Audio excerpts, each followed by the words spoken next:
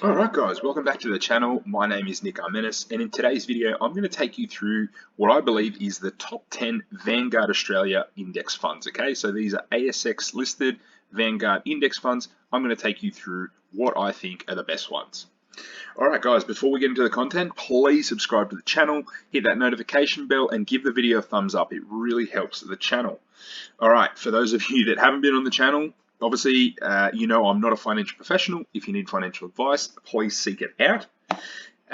For those of you that haven't been in the channel, I want to just quickly leave my ETF strategy here, just so you understand how I use ETFs. And what I'll do is I'll quickly run through it. If you do want to go straight into the content, onto the first of my top 10 index funds for Vanguard, go through, but otherwise I'll quickly take you through the strategy. So I like to choose between 2 and 6 of my favorite ETFs. Vanguard has quite a range and they're very low cost, so that's the reason I'm doing this video right now, and obviously people are quite familiar with it.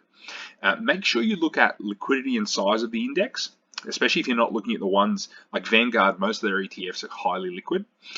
Look at past returns and track record. Although this doesn't mean that in the future it'll be the same, it's good to look at, because obviously if they have poor past returns, it's obviously not a good sign, right? And just note that we've just gone through a period where returns have been phenomenal, so future returns over the next few years are unlikely to be quite as high. So just keep that in mind. The companies, right, they're made up of is something you want to try and see and try and take account of, because if you get too many of the same ETFs with the same companies, you're not really diversified, right? So we're trying to build a diversified portfolio, and that's what all the ETFs I recommend later on in the video. They're kind of in different areas, different sectors, different countries. Look at fees, slippage, and spread, because this is going to impact your buy and sell prices. Make sure you choose a broker with low or no fees. Like I use Superhero for ETFs because there's no fee at all for an ETF trade on Superhero, so which is pretty cool, especially if you're regularly buying. So you can regularly put small sums of money and top up. Put money aside and buy on a monthly, quarterly, 6-monthly basis, whatever you're comfortable with, and buy additional amounts on big market drops, because most of the time the big drops are when you're going to be getting these things at good prices. And then reap the rewards in 10 plus years. If you do this for 10 years or more, you're more than likely going to double your money at least. Okay, so that's kind of a simple indication as to the time frame you should be looking at, and the further out you go, the better it is. So the first ETF I'm going to talk to you about, and I think it's probably one of the best ones to get access to, and it should be in most people's portfolio, is the Vanguard US Total Market Shares Index ETF, ASX ticker VTS. So my thesis, I'll quickly, in each of these has the same format, guys. I give you a brief thesis and I'll quickly jump into the fact sheet and take you through it just in really quick detail. So VTS provides exposure to some of the world's largest companies listed in the US, and it tracks all of these track a certain index for the most part, except for one that I'm going to show you that's actually a fund. So it tracks the CRSP US Total Market Index, okay? That gives you low cost access to a broad range of sectors, industries, and stocks. Include stocks like, from the FANG names, Facebook, Apple, Netflix, and Google. And while you could buy that ETF, this is far more diversified, right? This gives you about as much diversification within a single country as you possibly can get. The fee, the reason I really like this is it's probably the lowest fee ETF out there. It's 0.03% per annum, which is basically nothing. You're getting US exposure for Aussies with absolutely no headaches. You don't have to go and buy US dollars, select individual stocks, and you also don't need to fill out any forms, US tax forms listed on the ASX. It's got great long and shorter term performance, and we'll quickly jump into the ETF fact sheet just to kind of run you through what sort of stocks are in it and stuff like that. So the Vanguard website is a good place to start, guys, and it kind of will tell you, the price, the management fee, funds under management. So normally the bigger the ETF, the lower the management fee, and this is obviously a really big ETF with, total AUM is 1.57, so that's the global fund, and then I guess the actual ETF that's listed in Australia is 2.43 billion. So this will give you a bit of info, but we've kind of covered most of this off, and it'll tell you a little bit about the risk, how long it's been around for, since 2009, so a fairly long track record. But the fund itself started in 1992. So then you come and it'll give you a bit of information as to the returns. So it gives you the 1 month, which 3.67% is pretty good for 1 month. The year to date, which, were only in March. The 1 year, 28%, 3 years, and then this is what I like to look at, the 10-year and then further out since inception. So, I mean, this has been around for quite a while and it's averaged over 16%, which is phenomenal. And that's why I'm saying it's a good one to add to your portfolio. And this kind of will give you an indication as to had you put 10 grand into this ETF, right, without adding any additional. So if you put it in 10 years ago, today it would be worth 52,000. So you've just over 5x your money. And if you had kept adding to that, guys, it would be significantly higher. So if you were adding $1,000 a month to this, if that's possible for you, you're talking about a huge sum of money that you'd be sitting on. And that's kind of the power of ETF investing. It gives you a little bit of info on the risk and volatility. It's worth reading this, but I wouldn't read too much into it. It's more just, having a look at the benchmark, having a look at what they're invested in, and then going, okay, am I comfortable with the return on equity, the price to book? But you can grab all the different ETFs and compare them. And the other reason I like the US ETF is the earnings growth rate is huge, 18.6%. Return on equity is high because it's got so much tech exposure. So price to book is probably on the expensive end and the PE is on the expensive end. And that's what I'm saying, on pullbacks, that's when you should be buying more because the long-term performance is clearly there on this one. So then shows you by market cap how much of the fund is in what. So it's mainly in large caps, pretty simply.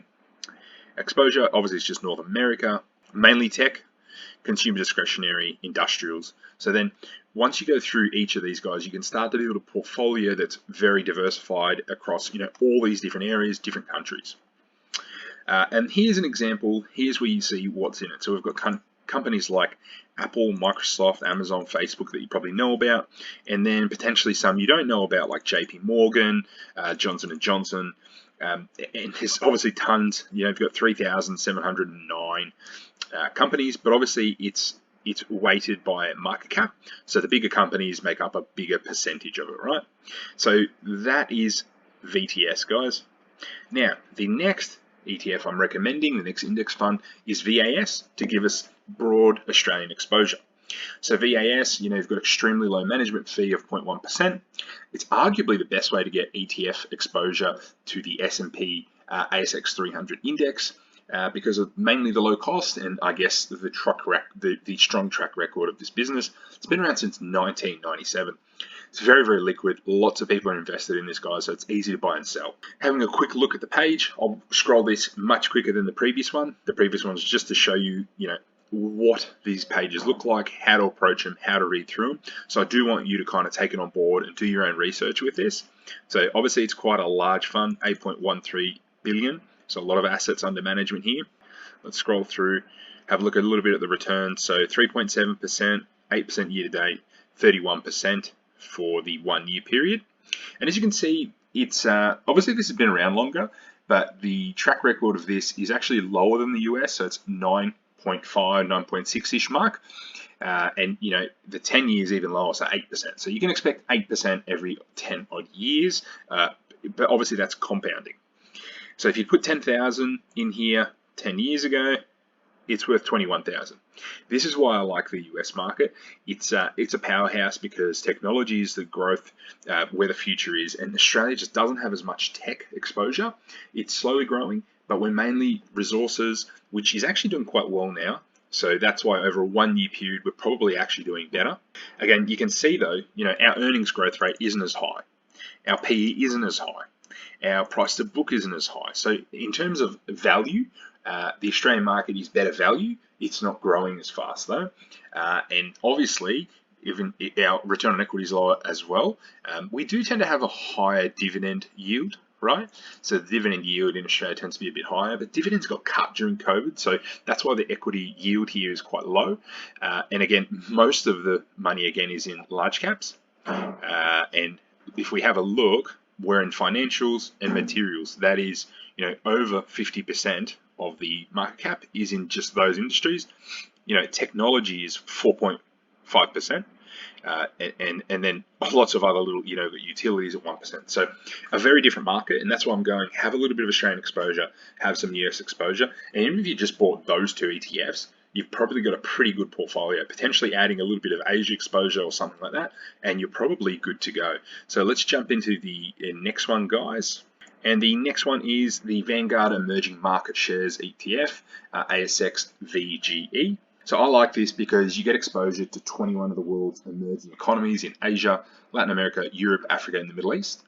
So it allows you to diversify away from Australia and the USA. So, if you're always just in that one area, if something happens to those economies, then, obviously your portfolio gets hit, where VGE might kind of dampen that and pad it a little bit. So you've got a huge amount of growth coming from those countries as well, guys. It's well diversified across, 3,500 different shares. So you've got things like Alibaba, Tencent, Naspers, that you may not get access to in your other ETFs. Australian domiciled, which is great for tax purposes. It simplifies it and obviously makes it easier to buy. It's relatively low cost, although it is on the higher end of Vanguard's ETFs at 0.48% per annum fees. Still very low though. I'll quickly run through, what sort of industries and companies are in this. Obviously, it's a smaller ETF. Performance, it's not bad. It's about in line with the Australian market since inception. And in the last year, it's around 25-26%. Inception, let's have a look. 10,000 would be worth 17,000. And the reason you want to get different access to different ones of these guys is, as I said, to kind of, broadly diversify your risk and volatility as well. And obviously, different share markets are going to do well at different times. As you can see, the growth rate here is much better. And this is the other thing, much better value. You've got a PE of 17.8 and only 2.2 times book, with still good, almost US-like growth rates and return on equity for very, very cheap prices. So obviously, there's bigger risks there, and that's why they're cheaper. But I mean, bang for buck, it's probably a better value play, right? So you're getting your dollars being stretched further, and you're getting something that's higher value for that, obviously for a reason. If we have a look here, it's obviously all in the emerging markets sector. And here's the country breakdown. So 40% of the fund is China. So it is heavy China. So if you do get ETFs and you want less China exposure, then maybe a different ETF is right for you. Or if you want more, then you'd go a China only ETF. You got China, Taiwan, India, Brazil, South Africa, Saudi Arabia, Russia, Thailand, Mexico, Malaysia, and then plenty of other countries there as well. Again, what I like, it's mainly in IT, which is really what you like to see. Financials are a big part as well. That's the one downside. Too many, I guess, state-owned banks which don't have high growth rates tend to sit in these. And so you'd obviously like to get more consumer discretionary exposure like the US.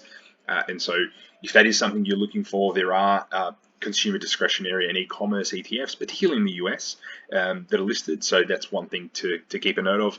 If you get too much financials exposure, then the growth rates aren't going to be high. It's a relatively new ETF, guys, and it does pay a dividend, which gives you the history there, is the emerging market ETF.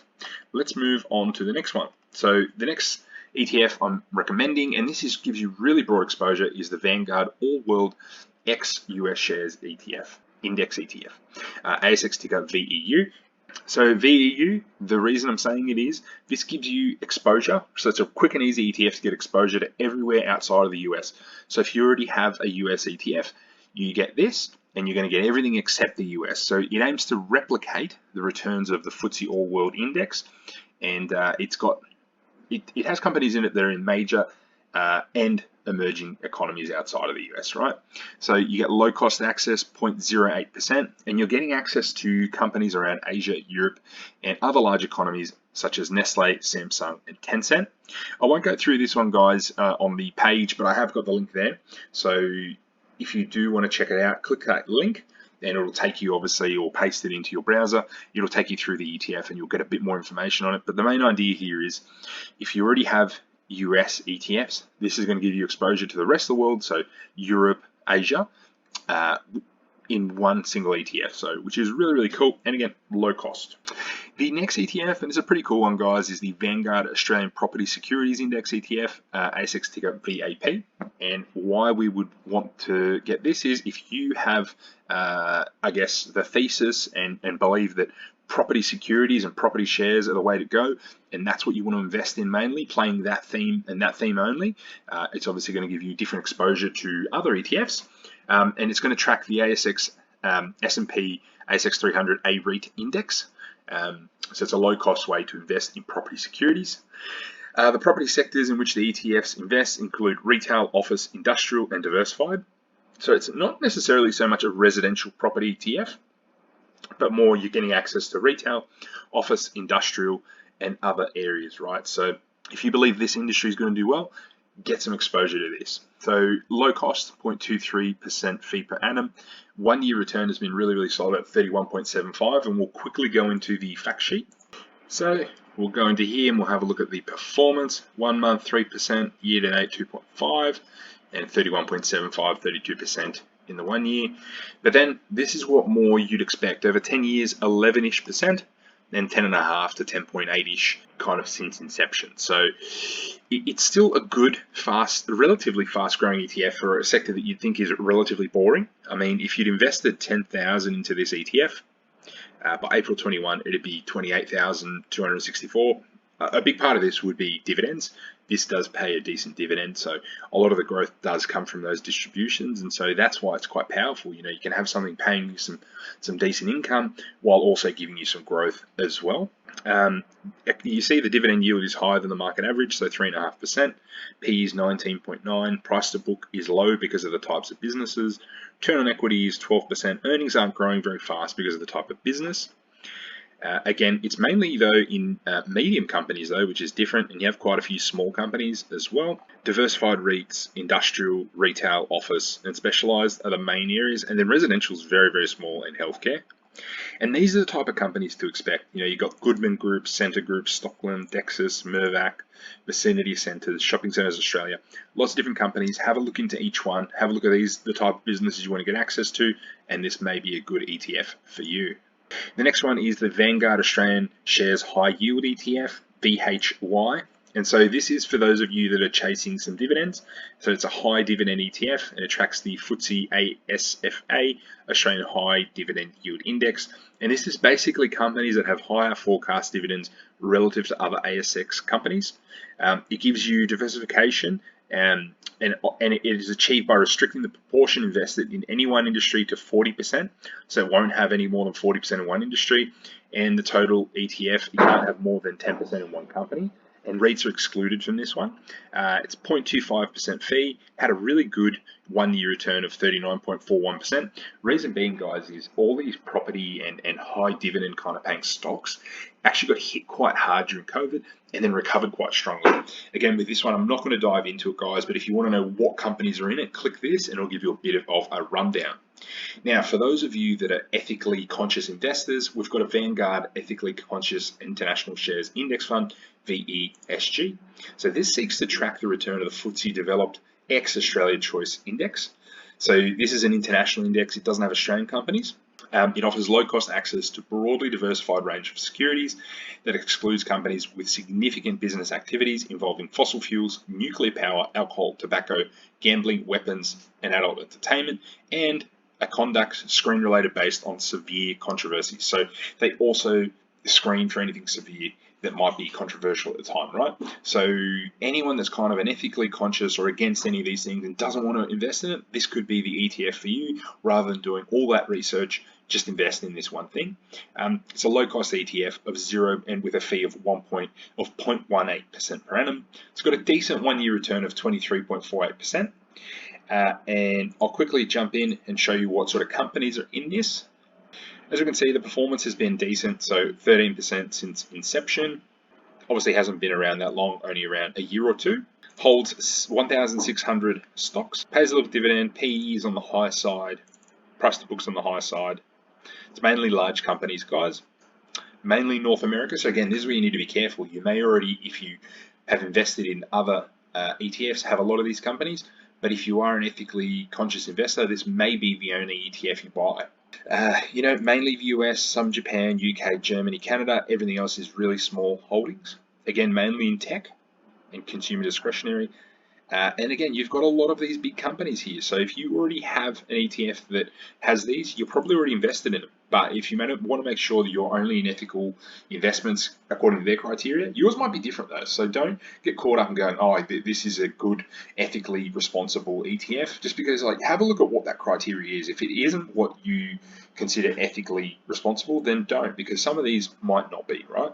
And that's the ETF, guys. I'll move on to the next one, which is the Vanguard MSCI Australian Small Caps Index, which is the ticker VSO. So this seeks to track the MSCI Australian Shares Small Cap Index. It's giving you low cost, broadly diversified exposure to small companies listed on the ASX. And the reason I like it, guys, is these smaller companies often have periods of outperformance compared to larger ones, particularly after events like COVID or the GFC. The smaller companies actually fall more, but then recover a lot more. So if you can buy this index on a period where, there's a once in a lifetime or once in a 10-year period where everything drops, this ETF will drop more, and then you'll have a period of outperformance, which you can see from the 1-year return of 44.58%. And I guess the main difference here with VAS is these are small cap companies, okay? You've got a low cost fee of 0.3%.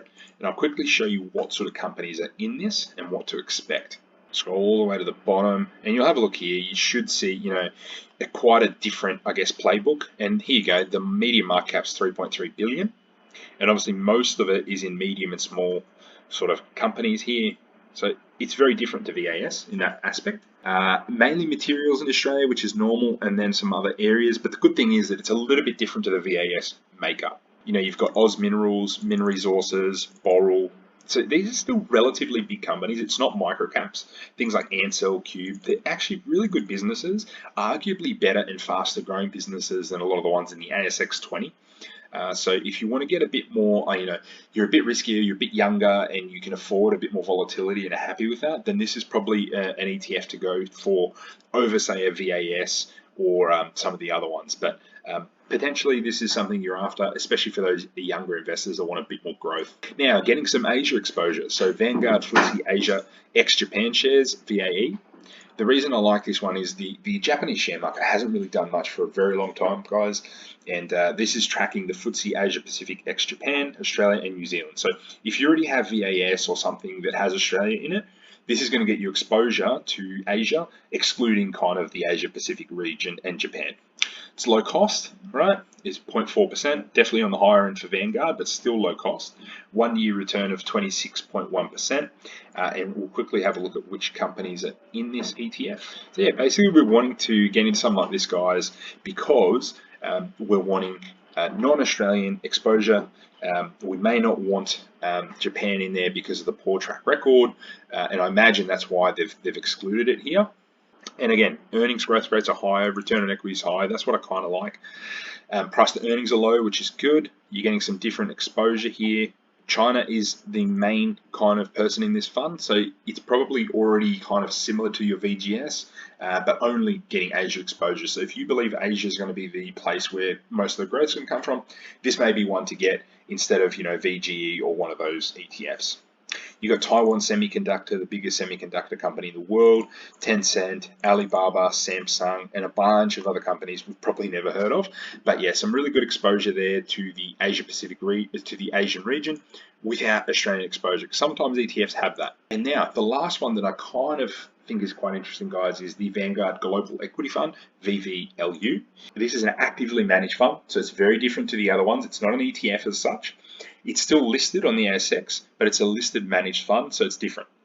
It seeks to provide long-term capital appreciation through an active management approach that invests in global securities demonstrating value characteristics. Now, go through what they consider as value characteristics, but think, they're probably going to be more financial kind of businesses, old world economy businesses.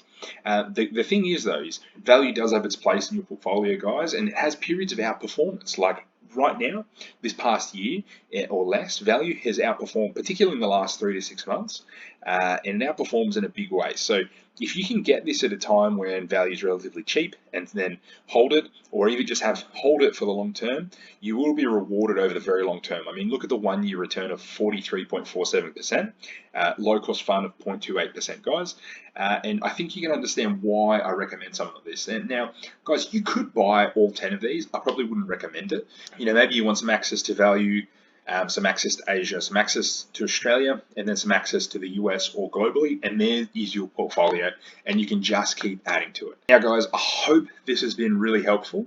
I really enjoy investing in ETFs. I think they're the best place for beginners to kind of start investing. They're low cost, easy to access, and yeah, if you've enjoyed this content, guys, please subscribe, hit that notification bell. Let me know what you think of the video below, and please give me a thumbs up. I've got a blog that I'm about to release as well. It's taken me a little bit more time than I thought, just because I've been busy with business, but hope to see you in the next video and on the blog as well.